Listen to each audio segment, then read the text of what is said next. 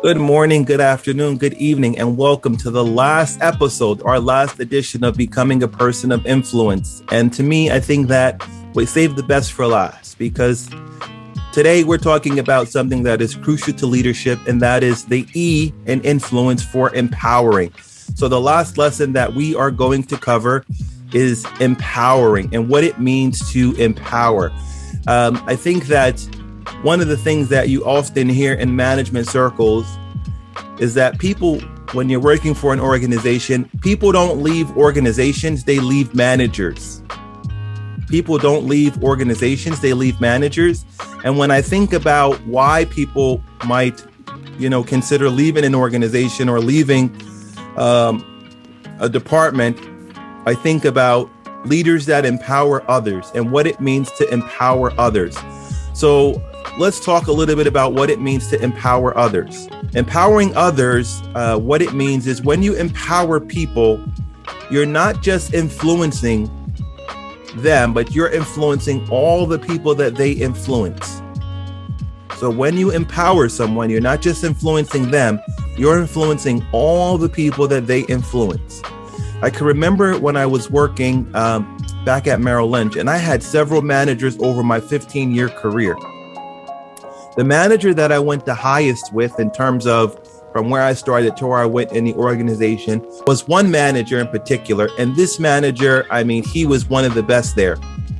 In fact, he went very high up the totem pole and became a director. But when I worked for him and he was my manager, from that point forward, when he became my manager, almost 9 months, every 9 to 12 months, I would get a promotion. And then another promotion.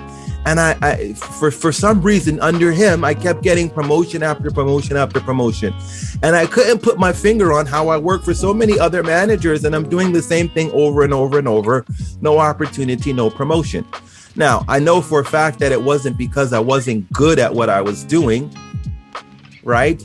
But the promotions just weren't coming. The opportunities, I should say, weren't coming.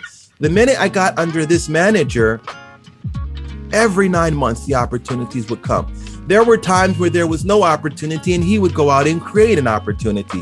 What was he doing? He was simply empowering me to continue to move up in my career journey. When you become an empowerer, you work through people. When you become an empowerer, you work through people. The act of empowering people changes lives, and it's a win-win. You see, when I got my first promotion under him, financially speaking, it was a life changer. It was a game changer, right? I had made it. The first promotion I got under him was what took me from not making six figures to making six figures. So he was the first manager that I was working under to be promoted into the six-figure range. And once I got into the six-figure range, I stayed in the six-figure range for more than 12 years. So when we say that the act of empowering changes lives and it's a win-win, that certainly was a win-win. Anytime you can work for a manager and that manager can get you to the six-figure mark, then that's certainly a win-win. The situations for you and for the people you're empowering. When you empower people, you don't lose anything by empowering others. You don't lose anything by empowering others, but rather you multiply your influence. Sometimes a manager might think, if I empower that person, they're going to outperform me. They're going to outshine me. In fact, they might think, if I empower that person, they might come and take my job, right? And I as a manager, I want this position, I want this spot, and I want to die in this seat, as we say. And so they might be against possibly empowering that person. But when you do empower people, you don't lose anything. In fact, you multiply your influence. Now, one of the things that we always want to be doing as leaders is multiplying our influence. That's one of the most important things. We don't want to create followers. We want to create leaders. And one of the ways that we can do that is by empowering people. When we do that, we're going to multiply our influence. Now, the question for you that you have to ask yourself as a leader is who you should be empowering, but have hesitated for one reason or another. So who should you be empowering, but you've hesitated for one reason or another. As leaders, we often say, I want to empower that person, but now is not the right time. The next question you have to ask yourself when you're considering empowering people is, what's the worst thing that could happen if you did empower them? What's the worst thing that could happen if you empowered them? And then the third question is it something that you can live with?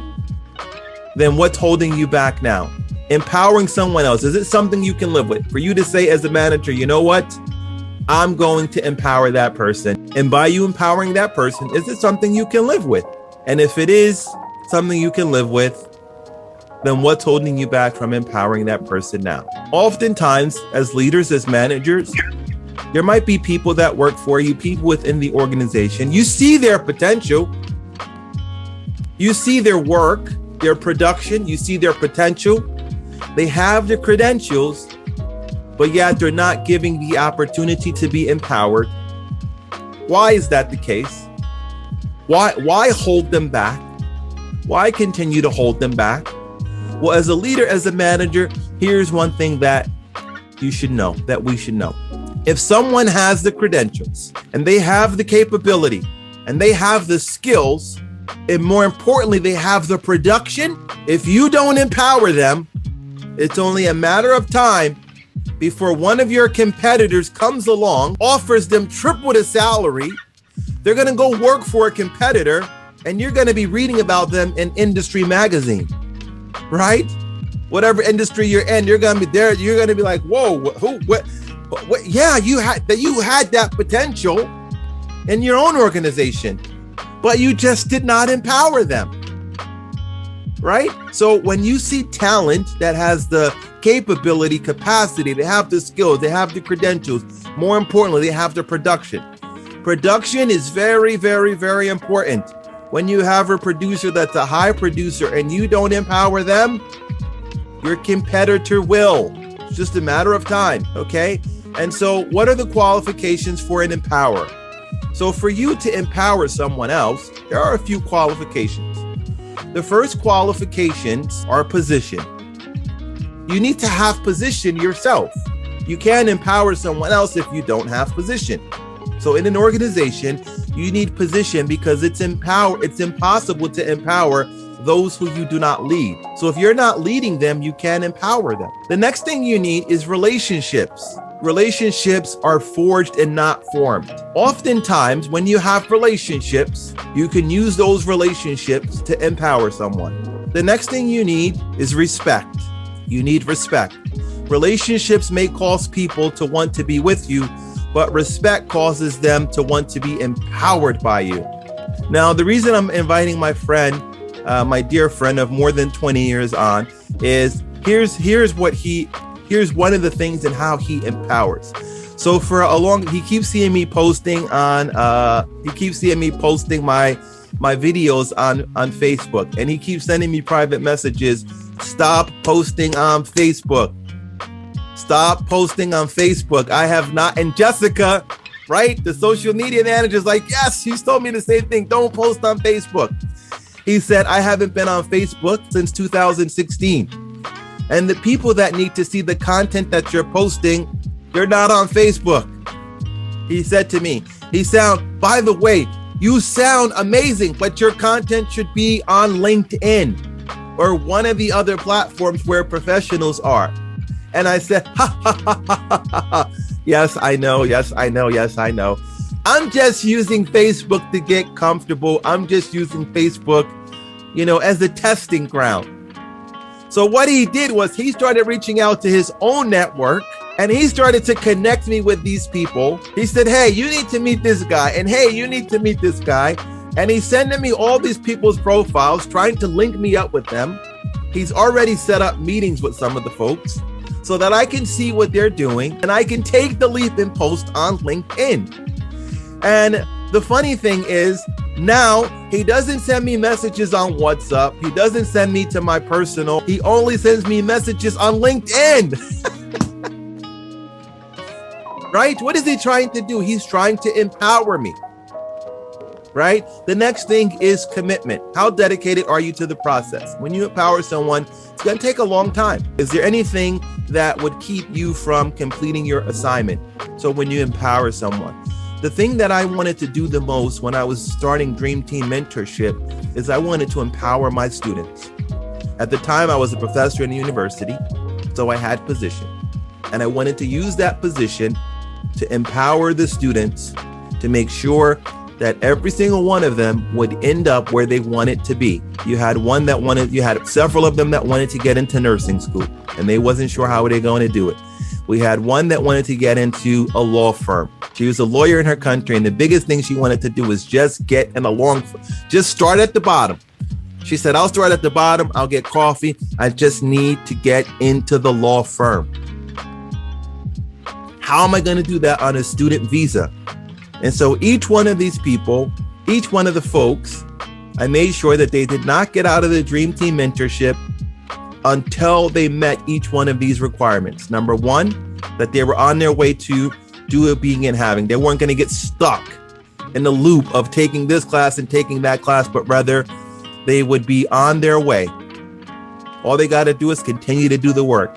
The other thing I wanted to do was to develop the mindset of success. I wanted to develop the commitment to putting in the work, to paying the price.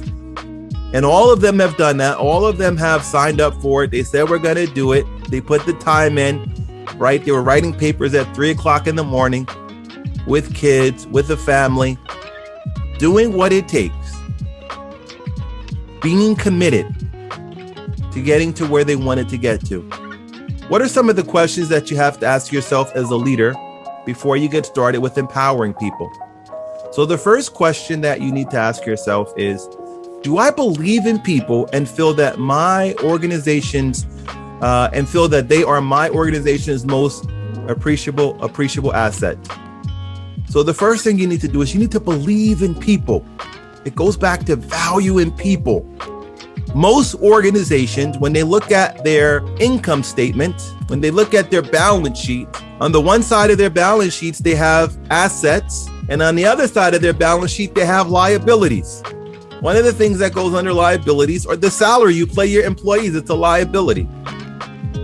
Although on the balance sheet, the salary that you pay employees go on the balance sheet, you cannot believe that your employees are a liability. You have to believe that they are your greatest assets.